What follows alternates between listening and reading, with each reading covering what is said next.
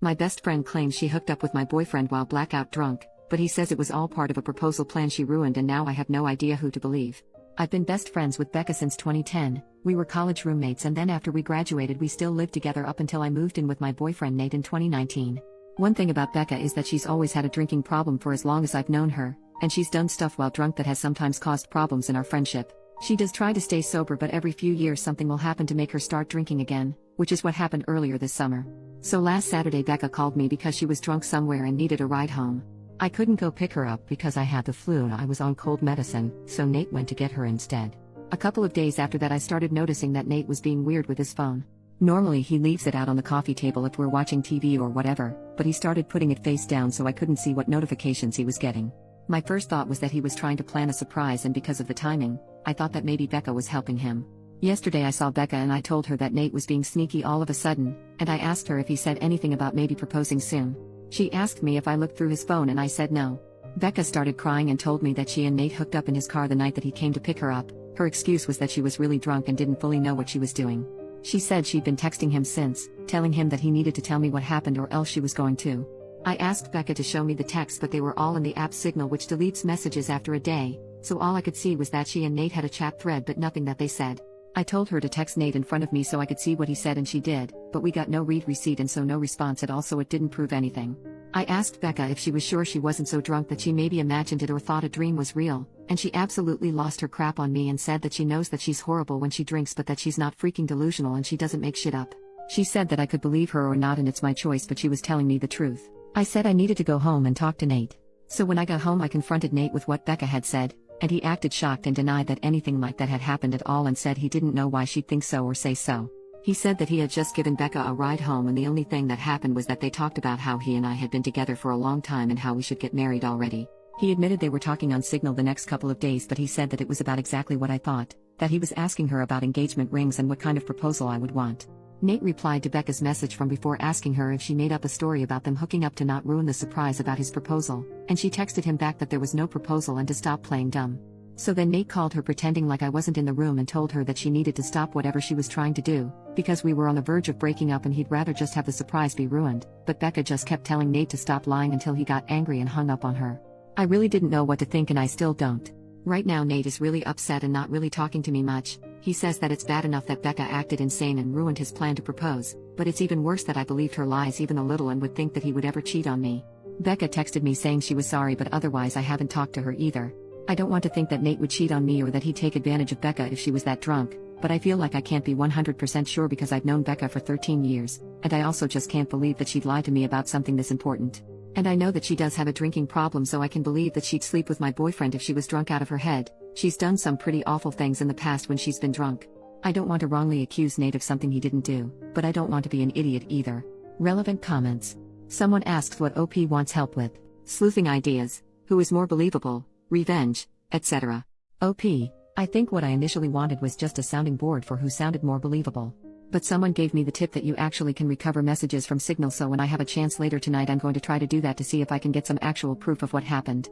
But so far I haven't talked to anyone else about this though. I really just don't want to spread around what did or didn't happen to the rest of my friends or family without actually knowing for sure. Commenter number 2. What else has Becca done to you while drunk? OP. So in the past when she's been drunk, Becca's blacked out and started fights with me or other people. She'll say really out of line insulting things. She's kicked people out of our apartment because she didn't remember inviting them in. She's accused me of stealing clothes from her because I was wearing an outfit that looked like something that she also owned, that kind of thing. She's never hooked up with anyone that I was dating, but she's definitely hooked up with guys that she knew I was interested in. Commenter number 3. Who has the greater motivation to lie here, Nate or Becca? OP. Becca did have a big problem with Nate when we first got together, and she was really upset when I moved out of our apartment to move in with him. I could see her still being angry about it or still not liking him but just not saying anything. From what Nate said, they weren't making the plans on Saturday, but Becca brought up that it's been 7 years and asked why we're not married yet, and then the day after he asked her about rings. Commenter number 4. What is her reason for not liking him? OP. So at the time she was in one of her longest stretches of being sober and she said that I was abandoning her for some guy when she needed my support the most. And then when I moved out, she tried to make it out like she wouldn't be able to stay sober without me living with her, and Nate basically had to step in and point out that she couldn't stay sober anyway, so to stop guilting me. Commenter then said, it's possible she blames you for her current drinking, and Nate saying he wants to propose triggered her anger for some reason. OP. Everything you say here makes sense to me. Becca has said stuff like this in the past, not specifically about Nate, but sometimes when she starts drinking again she acts like it's unfair that I'm not getting dragged down with her or doing more to help her, and I think on some level she might still think it's his fault that I moved out and don't keep as close an eye on her as I did back when we lived together. I don't know if she'd really go as far as to lie about something like this just for that reason. I really hope she wouldn't, but I could completely believe that she feels like this. Update 2 days later. So on Thursday night, after I got everyone's advice, I told Nate that I had found out a way to recover deleted messages from Signal. He immediately took out his phone and opened the app and asked me to show him how to do it, so I already thought that must mean he was telling me the truth because he didn't panic or hesitate at all, right? Which was good because when I tried to download Signal on my old phone it turned out that it's too old to support the current version of the app, so it wouldn't work. Nate then asked me if we were going to have to go out and buy a new phone for me to believe that he was telling me the truth, and he said that he was willing to do it if that's what it would take. I told Nate it wasn't that I didn't believe him, I just wanted to have some proof because I just couldn't understand why Becca would lie about it. Nate said that she would lie about it because she's a crazy drunk bitch and there's literally no way for a non-crazy person to understand why she would do anything, and once the messages proved that he didn't ever want me talking to her again. Then he said to get up because if we were going to go to the Verizon store we had to get there before it closed. By then I completely believed Nate anyway, so I told him we didn't have to go anywhere or get a new phone and that I believed him and I knew he didn't cheat on me and that he would never do that. Nate said that he would hope I know that and that he didn't understand why I didn't take his word for it in the first place. I started trying to explain why I didn't want to just immediately dismiss what Becca had said happened, but Nate said that he really couldn't listen to that right now. I said that was fair and agreed that I would cut Becca off, but that first I wanted to try to get her to admit that nothing happened. Nate said fine, but to call her with my phone on speaker because he thought he also deserved to hear her admit that she was lying. So I called Becca and I said the same thing to her that I said to Nate, that I figured out how to recover deleted messages on Signal. She asked me why I would need to do that, so that was when I knew for sure that she was definitely making it up and not just confused somehow. I said it was because I wanted to have proof of what she and Nate talked about. Becca asked me if I saw their messages, so I lied and said yes. After that Becca just went silent until finally I asked her if she was going to say anything. Then she asked me if that meant that we were engaged now. So then I really just lost it on her and screamed at her asking her if she was freaking serious and what the heck was wrong with her and how could that possibly be all that she had to say. Becca started screaming back telling me to freaking calm down and about how obviously I never believed her anyway because it's not like we broke up over it. I was crying by that point and because of that I couldn't really say anything else, so then Nate told Becca to go screw herself and to never ever contact either one of us ever again and hung up on her. A minute later Becca sent me a completely unhinged text that I'm quoting here verbatim, apart from changed names. Courtney. You are supposed to be my friend for life. You are supposed to be there for me. You are supposed to be my person. But then you meet Nate and now you only care about Nate. Everything is about Nate. Tell me why Nate comes to pick me up when I call you? I called you not your precious freaking Nate. I only want you to see how screwed up this is, but do you? No. Of course you don't. Of course you choose Nate over me like you always do and like you always will. You pretend to care about me but I can see you don't care. It is pathetic, Courtney. You are a pathetic woman who would choose a man over a friend. But since you can't say it yourself I will. Since you have to have your sweet perfect little baby Nate do it for you I will. Goodbye, Courtney. Is that what you want? Goodbye forever. I hope you freaking got what you freaking want. There were the 3 dots after that showing she was still typing more, but I blocked her before she sent it. I don't care about anything else that she has to say. I'm sure it's all just going to be more bullcrap about why this is my fault or justifications about why what she did wasn't that bad and I should forgive her. I know Nate is probably right and there's no non-crazy logic behind why Becca would stoop to doing something like this, but obviously I've still been thinking about it and my best guess is that whoever said that Becca still blames me and Nate, apparently mostly Nate, for her being a drunk mess who can't get her life together is right.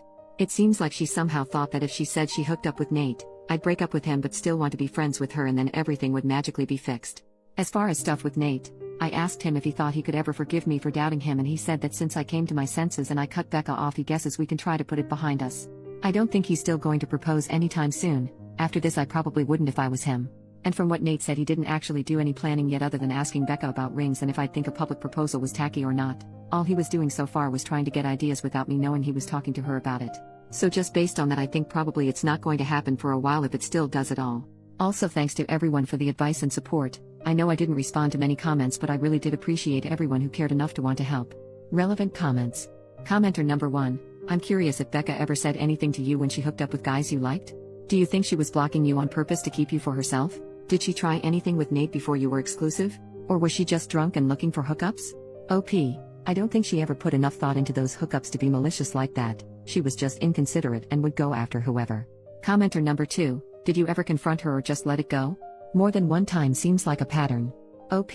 We definitely got into arguments about it at the time, but it was mostly just kind of college bull crap and not really an actual confrontation about why she kept doing it, I guess. One last thought from OP. I'm sure she won't just go away. I'm already expecting her to try to get our other friends to get in the middle of everything as soon as she figures out she's actually blocked and I'm not just ignoring her. I hope she won't try to do anything else, but I guess at this point I really can't know with her. I'm hoping things are okay with Nate. I think in a while they will be. New update 11.5 months later. I haven't logged into this account for about a year, but I got a few messages asking for an update, so here it is. It turned out that whatever was going on with Becca that caused her to make false accusations about Nate was the beginning of some kind of a psychotic break. After I blocked her, she made a whole bunch of fake accounts and started sending me completely unhinged crap about how I ruined her life and threatening to get revenge on me and Nate. This went on for literally months, with her sending me dozens of messages a day. I found out from other friends that she was making multiple posts on Facebook every day that were semi-coherent rants about how much she hated me and how I was evil and ruined her life intentionally. I tried to talk to the police 2 different times to get a restraining order because I was afraid that Becca was going to show up at our apartment and attack me or Nate. I literally even got a front door camera because I was so scared that she was going to hurt us. The police said that because Becca wasn't threatening actual violence, she was just a nuisance and they couldn't do anything. They acted like I was an idiot because it isn't illegal to talk crap on Facebook, and they basically told me to just keep blocking her whenever she made a new account and eventually she'd get bored and move on. Then finally there was an incident where someone broke the windshield of Nate's car while he was parked at his work.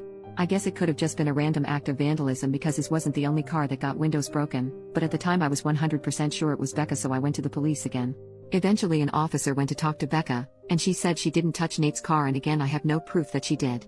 But after the police talked to her, Becca got put into a psych ward for a week because apparently her apartment was filthy and she was drunk out of her mind 24/7 and a danger to herself. I have not heard anything from Becca after she left the psych ward. I don't know if she was diagnosed with something or if she's medicated now or what. I found out that she moved in with her dad, who thank God lives in a different state. I look at her social media every so often to make sure she's not posting about me again and that she's nowhere around me. I haven't mentioned Nate much in this update, and that's because we're no longer together. He broke up with me after the windshield incident because he couldn't handle being constantly harassed by Becca, and to be honest I don't think he ever forgave me for not taking his side immediately when everything started. It really hurt, but I can't blame him. I tried to talk to him about fixing things between us after Becca was gone, but he just wasn't interested. So that's that. Life goes on, I guess.